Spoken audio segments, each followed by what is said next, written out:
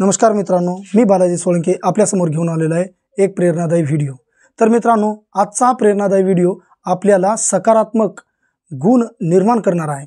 तर आपण प्रत्येक वाईट प्रसंगाला, प्रत्येक समस्यांना किंवा प्रत्येक संकटांना सामोरं जाण्यासाठी सकारात्मक दृष्टिकोन जोपर्यंत आपल्यामध्ये राहणार नाही, जोपर्यंत आपल्यामध्ये सकारात्मक दृष्टिकोन असणार नाही, तोपर्यंत आपण यशाला सामोरे जाणार नाही। म्हणून मित्रांनो, आज आपल्यासमोर घेऊन आलेलो आहे मी एक सकारात्मक दृष्टिकोन आपल्यामध्ये असेल तर आपल्याला कोणतीही गोष्ट ही चांगलीच वाटू लागते। बऱ्याच काही गोष्टी अशा असतात की जे होते ते चांगल्यासाठी होते। असं एक उदाहरण आहे। तर एक दरबार भरलेला होता। दरबारामध्ये अकबर हा बसलेला होता। अकबर सिंहासनावर बसलेला असताना त्याच्या समोर काही फळं होती। ती फळं घेऊन त्याच्यापैकी एक सफरचंद अकबराने आपल्या हातामध्ये घेतला आणि सफरचंद कापत कापत तो दरबारामधल्या लोकांशी बोलत होता। अचानकच सफरचंद खाली निसटलं आणि ती चाकू अकबराच्या हाताला कापल्या गेल्यानंतर थोड्या वेळानंतर तिथून रक्त बंबाळ होऊ लागलं। रक्त खाली सांडू लागलं। अकबराला फार त्रास होऊ लागला।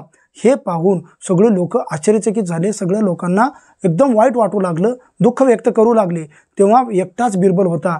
तो त्या बघून हसू लागला, मोठमोठ्या हसू लागला। हसल्याच्या नंतर हे हसणारं दृश्य पाहून अकबराला एवढा राग आला की अकबराने बिरबलला विचारलं, बिरबल, माझं एवढं रक्त निघत आहे, एवढं रक्त सांडल्याच्या नंतर मला त्रास होत आहे, एवढा दरबार थकीत होऊन बघत आहे आणि तू म्हणजे एकटा हसत आहेस, म्हणजे हे तुला शोभते का?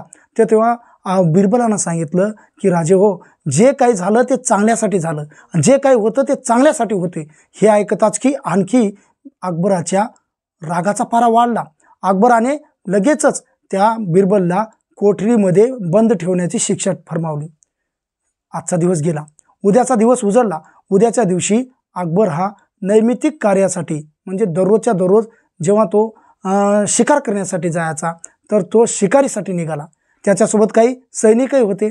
अकबर हा सैनिकासोबत जात असताना अचानकच त्या खोल जंगलामध्ये एकमेकाची पांगापांग होऊन गेली। सैनिक बाजूला झाले, अकबर एका बाजूला गेला आणि खोल अशा जंगलामध्ये, दाट जंगलामध्ये अकबर गेल्याच्या नंतर त्याच ठिकाणी आदिवासी लोकांचा सण होता।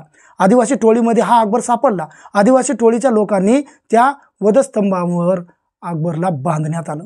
अकबराने 1000 वेळा समजावून सांगितलं की मी अकबर बादशाह आहे, मला सोडा, परंतु ते लोक त्याला सोडायला तयार नव्हते।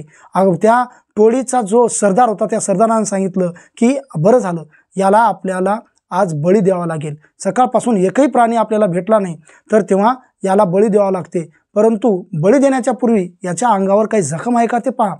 तेव्हा सरदाराने सांगितल्याप्रमाणे त्याच्या अंगावरली जखम बघू लागले।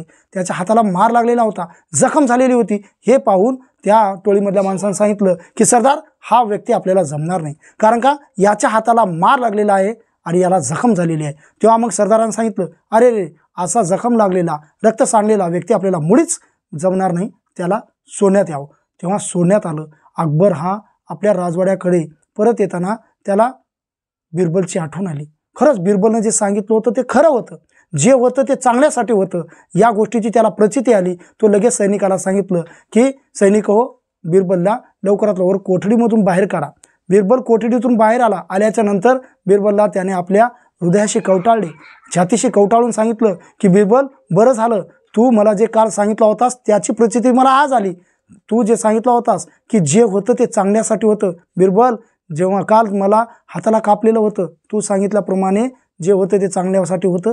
मी त्या जंगलामध्ये सापडलो, त्या टोळीच्या लोकांनी मला पकडून मला ते कापणार होते, मला तिथं माझा बळी देणार होते, परंतु माझ्या हाताला जखम लागली असल्यामुळे मग त्या लोकांनी मला सोडून दिलं। म्हणून तेव्हा मला पटलं की तू जे सांगितलं होतास ते खरं होतं, जे होतं ते चांगल्यासाठी होतं।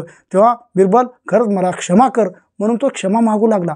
त्याच वेळी बिरबल सांगू लागला की राजे हो, तुम्ही मला कोठडीमध्ये थांबवलं होतं, कोठडीमध्ये मला बंद केलं होतं, तेही चांगलं झालं, कारण का मी जर कोठडीमध्ये बंद झालो नसतो तर मी तुमच्यासोबत शिकारीसाठी आलो असतो, जंगलामध्ये आपण दोघंही सापडलो असतो। त्या टोळीच्या लोकांना तुमच्या हातावर जखम आहे ते बघितल्यानंतर लगेच तुम्हाला सोडून दिलं असतं आणि मला लगेच वधस्तंभावर घेऊन कापलं असतं. म्हणून तुम्ही मला कोठडीमध्ये ठेवलं, तेही चांगलं झालं. म्हणजे जे होते ते चांगल्यासाठी होते. ही गोष्ट आपल्याला सकारात्मक दृष्टिकोन निर्माण करण्यासाठी सर्वाधिक चांगली ठरते मित्रांनो. म्हणून आपल्या जीवनामध्ये अनेक वाईट प्रसंग, अनेक समस्या येऊ द्या, त्या समस्यांना, त्या वाईट प्रसंगाला आपल्याला सामोरं जायचं असेल तर सकारात्मक दृष्टिकोनानं आपल्याला जाता येते.